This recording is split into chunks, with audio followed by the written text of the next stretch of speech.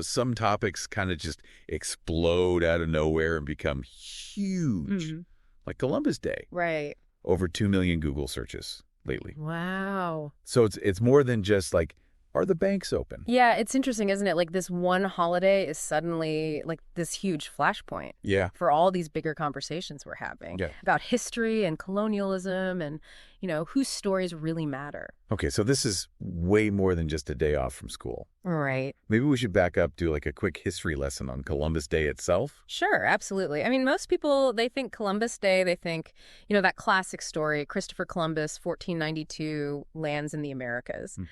But thing is, it wasn't even a federal holiday till 1937. Oh, wow. Yeah, almost 450 years later. Wow, that is a gap. Yeah. Was there like a specific reason it became a holiday then? Well, it's complicated, a lot of factors. But one big thing was this push for national unity, It was the Depression, things were rough, and they wanted something to like bring people together. Okay. And, Columbus, he kind of fit that bill. It was also seen as a way to, recognize Italian Americans. Right. Because, for them, he's a huge figure. Yeah. Makes sense. Historically. And to this day, for a lot of Italian Americans, it's still really important, a celebration of their heritage, absolutely. Right. But like you said, there's a lot more to it. It's gotten complicated. Yeah, and it gets complicated because, you see, Columbus arriving, as momentous as it was, it also kind of kicks off this really dark chapter for the folks who are already here. Right. It's not really discovery if people are already there. Exactly. For Native Americans, it wasn't discovery. It was the beginning of, it was the beginning of a lot of pain. Loss of their land, their way of life. Forced assimilation, disease. Yeah, all the horrors that came with colonization. It's heavy stuff. Yeah. And I mean, I guess it's no wonder that there's been this push to replace Columbus Day with Indigenous Peoples Day. Yeah, and that's been going on for a while, actually. I mean, the first proposal for an Indigenous Peoples Day, believe it or not, that was way back in 1977. Wow. Okay. Yeah, but it didn't really start picking up steam, though, until the 1990s. South Dakota, they were the first ones. They said, okay, we're switching it. Columbus Day is out. Indigenous Peoples Day is in. Wow. So they were the first state to make that official switch. The first state, yeah. Interesting. So it started there, but it's obviously not just South Dakota anymore. Oh, no, not at all. It's like this wave now. More and more states, cities, they're making the change. Alaska, Oregon, Vermont. Wow. New Mexico, Los Angeles, Denver, Seattle. It's spreading. Yeah, and I think it speaks to this like shift in how we think about history. It's not about erasing the past, but maybe like choosing to honor a fuller picture of it.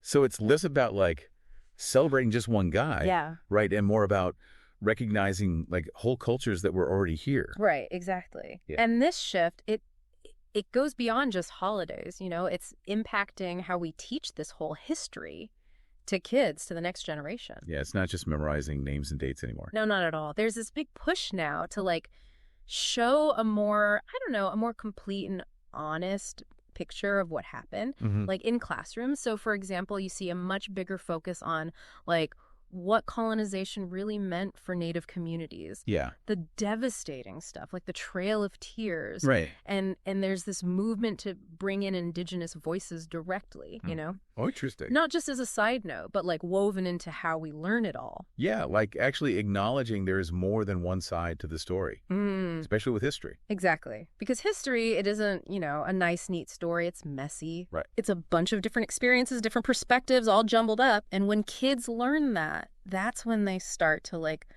really think for themselves, Challenge what they've been told. Yeah. Which, I mean, that feels more important now than ever, don't you think? Oh, absolutely. And the internet's got to be playing a role in all this, right? Huge role. I mean, imagine trying to have these conversations even like 10, 15 years ago. It'd be so much harder. Yeah. The internet has its downsides, but it connects people in a way we just couldn't before. Yeah, it's like this big, digital town square, right? Where anyone can speak up. And for Indigenous activists, social media, it's been like this incredible tool. You've got your hashtags, your hashtag Indigenous Peoples Day, hashtag decolonize. Right.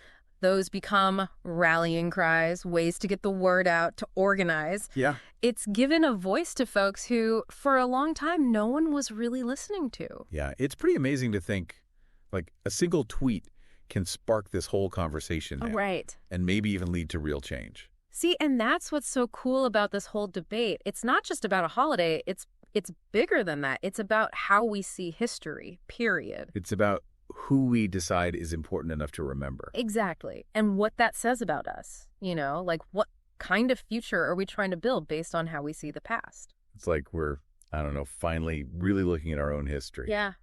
And that's where you come in. Ooh, I like this. Ending with a thought for our listeners. Yeah, something to think about. So we've dug into Columbus Day, right? Mm-hmm. The whole Indigenous Peoples Day movement. Right, how it all ties into like social justice, representation, all that. Exactly. But now it's personal, What does this all mean for us as individuals? Right. When you think about how we remember the past, commemorate it, what comes up for you? You see a Columbus statue or hear about Indigenous Peoples Day. Yeah. What's your gut reaction? Yeah, these aren't like easy questions. No, not at all. No easy answers. But the important thing is we keep talking about it, keep learning. Keep questioning. Yeah, engaging with this stuff, even when it's tough. Because honestly, even if this deep dive just left you with more questions, that's okay. It's a good thing, actually. Right? It means you're thinking for yourself. It means, like, you're not just accepting what you were told. You're digging deeper. Exactly. Because history, it's not just some dusty old thing in a book. It's alive, It's shaping our world right now. Right now. And the stories we choose to tell, the voices we listen to. That's going to decide what the future looks like. Exactly. Wow. Okay. Lots to think about. Lots to think about. As always. Thanks for diving in with us. My pleasure. Always good to be here. Today is your lucky day. Today is the day that our $3 website works for you, paying you directly to your PayPal daily. Imagine $3 ongoing continuous payments to your PayPal account. Imagine falling asleep and waking up to $300 in your PayPal account. How would this make you feel? How could this help you? What bills could you pay? What kind of fun could you have? What does that retirement look like now? All for a one-time payment of $3. This website is DFY done for you, fully built and completely hosted, and never stops collecting payments for you. You have spent $3 on coffee on a regular, but that coffee won't help you create multiple streams of income. Click the link below.